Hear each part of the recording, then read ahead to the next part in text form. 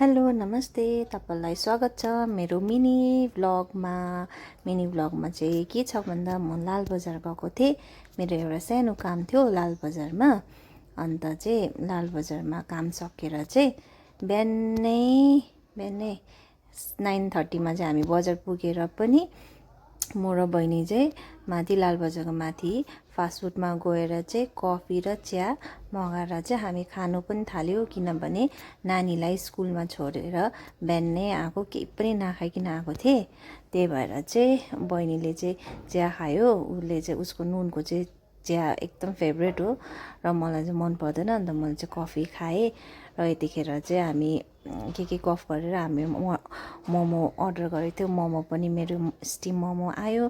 बहिनीको चाहिँ देखाउँदैछ उसले हो चिली मोमो उसको चाहिँ, तर दुइटै उयो हो भैँसीको मोमो होइन। पुरा खानु मन परिरहेको थियो नि त मलाई।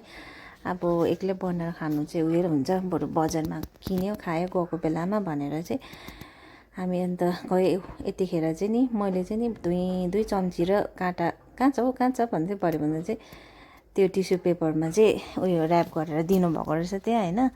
मैले चाहिँ नदेखेर चाहिँ बहिनीले देखायो हो। त्यही भएर चाहिँ म चाहिँ अन्त अब खानु थालेँ। अन्त मोमो चाहिँ मलाई चाहिँ एकदमै मनपर्छ। अन्त यहाँ चाहिँ उयो पनि बनाएको रहेछ, के भन्छ यसलाई, छुर्पी र के हो त्यो मुला काँक्राको अचार पनि रहेछ। तर यसमा चाहिँ अलिकति नुन छैन रहेछ, तर मैले नुन चाहिँ हालिनँ।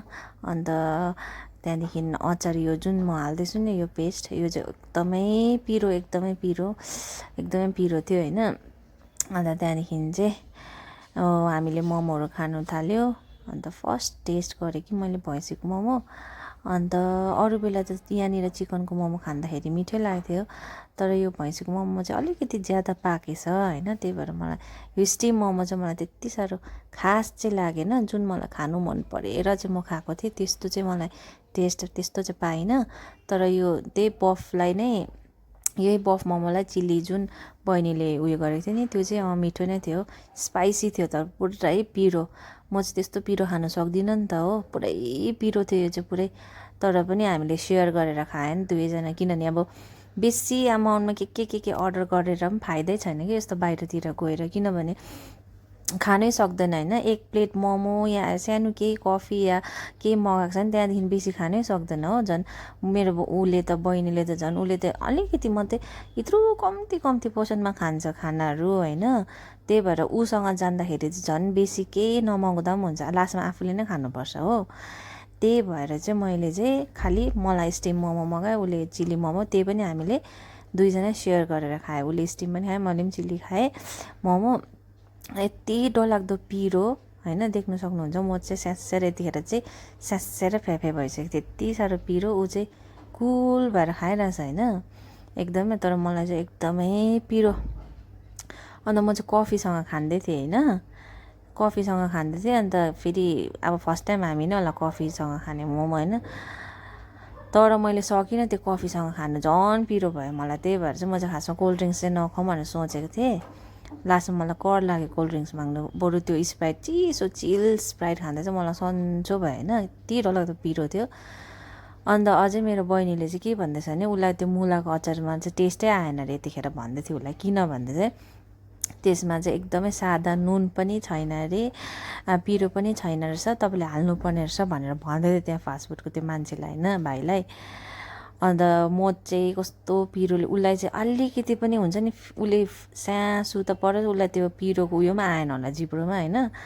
तर मलाई चाहिँ रिङ्गाटा लागेको जस्तो भएर चाहिँ मलाई चाहिँ स्प्राइट मागेर चाहिँ खाएर मात्रै सन्चो भएको। नभए चाहिँ म चाहिँ सपोज मैले त्यो स्प्राइट नखाएको भए चाहिँ म खानु पनि सक्थिनँ होला हो। फेरि मैले भने नि तपाईँलाई उसले बेसी खानु सक्दैन हो, त्यही भएर फेरि उसको त्यो चिल्ली मोमो फेरि मलाई नै हालिदियो उसले होइन। अन्त लास्टमा मैले अब फेरि म चाहिँ एकदम फुडी छु, म चाहिँ खानुमा जति पनि खाइदिन्छु नि त। अन्त लास्टमा मैले नै खानु पऱ्यो उसको त्यो, अब बराबर सेयर गरेको होइन। लास्टमा उसले त्यो पनि खानु सकेन हो, अन्त उसले मलाई हालिदियो, अनि त्यो पनि मैले खाएँ। लास्टमा मैले नै खानु पऱ्यो हो। अन्त त्यो पिरो भएको माथि स्प्राइट खाँदै भए पनि अब खानुमा त म कहिले पनि नाइ भन्दिनँ हो। त्यही भएर पिरो हुँदै भए पनि खाएँ। र आजलाई चाहिँ अब मेरो भिडियो यति नै होइन। म कति दिन बाद चाहिँ स्कुल भाइलाई छोडेर नानी छोडेर गएको थिएँ र आज मेरो यति नै।